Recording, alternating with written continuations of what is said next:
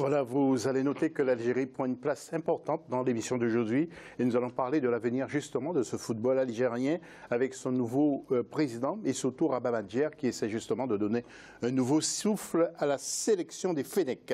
Notre plateau avec, je vous l'ai dit, vous l'avez vu en première partie, Bilal Achourtani. Bilal, rebonsoir. Rebonsoir. Et il y a également Walid Acharchour. Rebonsoir. Rebonsoir José. Et puis bien sûr Noureddine Sali, notre éditorialiste qui est avec nous.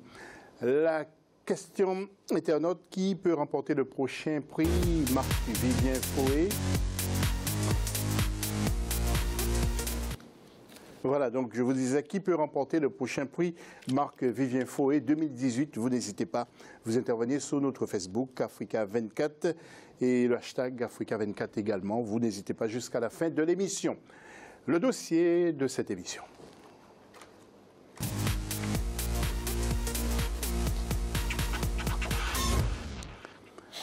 Alors, quelle drôle de coïncidence, premier volet concernant les grandes équipes africaines qui ne participeront pas au Mondial 2018. Et nous avons décidé de commencer par l'Algérie qui fait l'actualité en ce moment.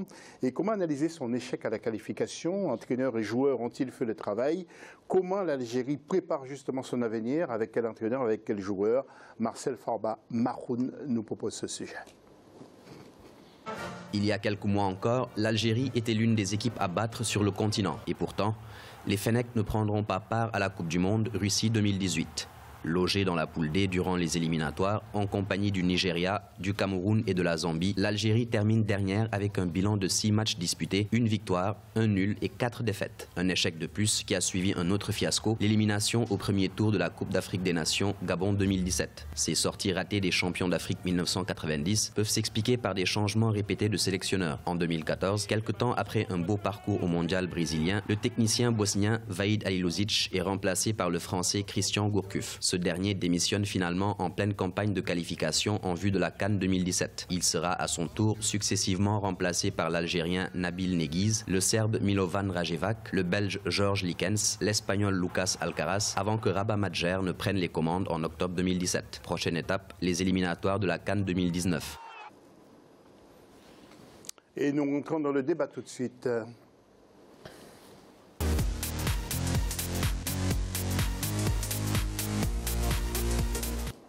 Oui, Walid, on ne vous a pas beaucoup entendu jusqu'à présent, mais l'Algérie, vous qui êtes jeune journaliste algérien, l'Algérie touche le fond vraiment?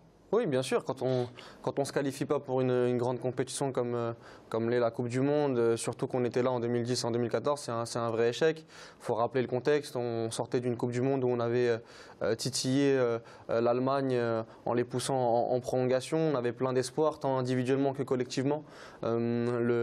Le président de la fédération, Raoult Rawa, avait misé sur un nouveau projet avec Christian Gourcuff. Nous qui le connaissons bien en France, on pensait vraiment que son projet de jeu et son 4-4-2 pouvaient apporter quelque chose sur le long terme.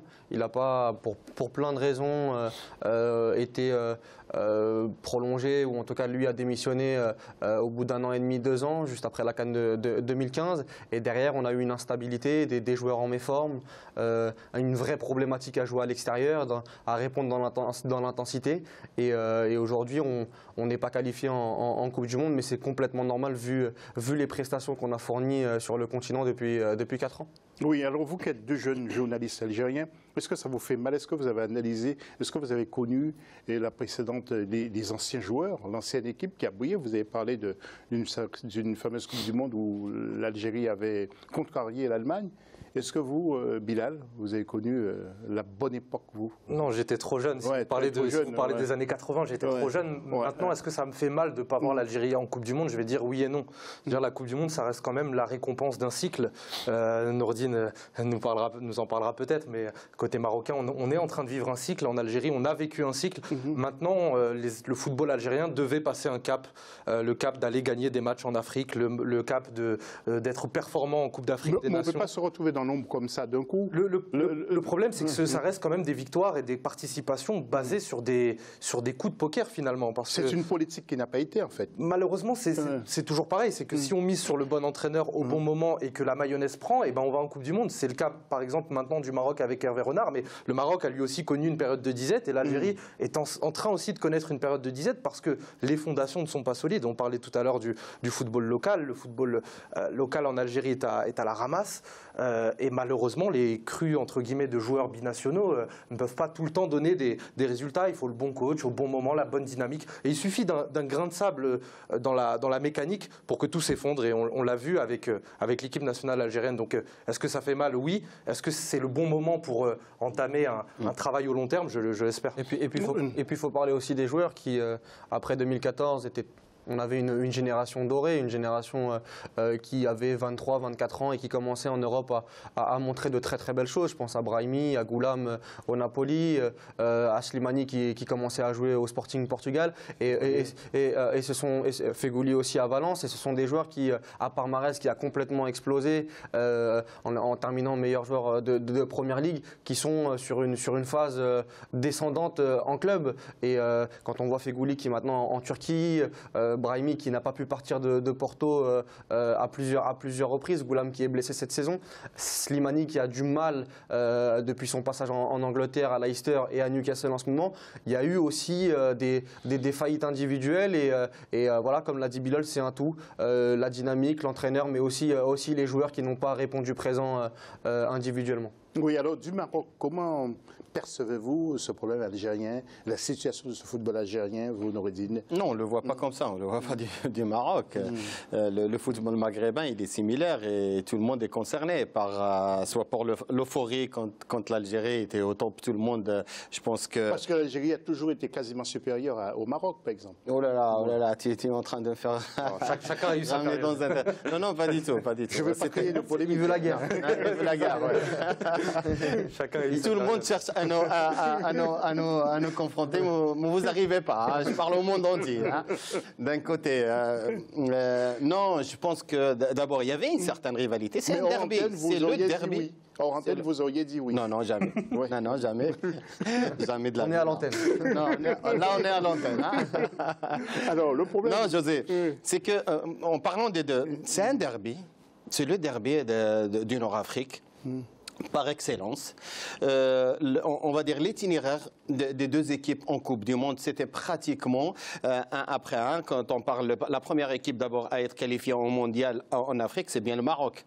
L'Égypte, c'était en 34, mais c'était juste invité, je le précise. Mais la première équipe qui a été qualifiée, c'est le Maroc. En 78, c'était la Tunisie. En 82, c'était l'Algérie. Et après, en 86, les deux équipes, ils étaient au Mexique, soit le Maroc, soit l'Algérie. Mais on parle d'Algérie aujourd'hui. Oui, voilà. Non, tu vas pas me poser une question pour me faire une colle et tu vas pas me laisser répondre. Non, ok. Non, je parle de l'Algérie, c'est que c'est un pays qui était, ces derniers temps, à part. Il faut faire un trait sur la fameuse décennie noire qui a marqué l'Algérie dans les années 90. C'est là que l'Algérie n'était pas... Il n'y avait pas le cœur ni la tête au football. On le comprend. Mais sinon, on prend les années 80. Elle était présente et pas avec n'importe comment, c'était avec l'art et la manière. Et on passe dans les années 2000 et vous voyez très bien que l'Algérie revient. Donc quand l'Algérie se met au travail, l'Algérie a un vivier. Et donc il y a un problème de formation, parce que je ne sais pas, vous avez peur de dire la vérité? Non, je vais le dire. Moi, on a délaissé carrément la formation. Le nouveau ministre qui a été, on va dire, désigné cette semaine-là, il a mis le point là où ça fait mal. C'est que et il a bien dit que pratiquement nos équipes, ils ont délaissé la formation. Et c'est que quand tu vois un petit peu les 90% de l'équipe qui formait l'équipe nationale d'Algérie dans les années 80, c'était issu du championnat algérien. Les Belloumé, les Madjer, les Assad, les Merskin, les Kouissi, j'en passe, les Gendou, c'était tous des joueurs qui ont été formés au pays. Maintenant, c'est vrai qu'il y a la mondialisation. Je ne dis pas non, c'est que ces enfants-là, c'est des enfants d'émigrés, mais c'est des enfants algériens avant tout. Moi, je suis contre le joueur local et le joueur d'abord expatrié. C'est qu'il y avait un mélange. Mais malheureusement, quand les centres de formation ne fournissaient pas de joueurs pour l'équipe nationale, c'était par occasion des joueurs dans les années, début des années 2000, les Ziané et j'en passe, et actuellement avec les Mahrez. Mais après, quand tu as des blessures, soit des roulants, soit des joueurs qui sont en manque de compétition, comme Slimani qui est explosé avec l'Ester, maintenant il est passé dans les oubliettes, la liste elle est très très longue. Tu as raison de parler d'un championnat local fort. Toute équipe africaine doit avoir un championnat local fort. Mais c'est le cas d'Algérie. Pour le comparant, Walid, pour le comparant, je te laisse, Bilal, je te laisse terminer, c'est qu'actuellement, on a évoqué le Maroc. Quand tu vois le WAC de Casablanca qui est champion d'Afrique, quand tu vois l'équipe A qui est champion d'Afrique du Chan, là, on parle de Kaabé qui était inconnu, mais c'est des joueurs qui se sont illustrés sur les compétitions continentales et maintenant, ils vont alimenter l'équipe A que... Même si je suis d'accord avec toi, même si l'Algérie a aussi, dans sa période faste, fait émerger des joueurs du championnat local, je pense notamment à Djabou, à Soudani, surtout Slimani, qui ont après rejoint l'Europe. Donc l'Algérie a un vivier football qui peut permettre de sortir des joueurs. Le problème, c'est que le championnat local...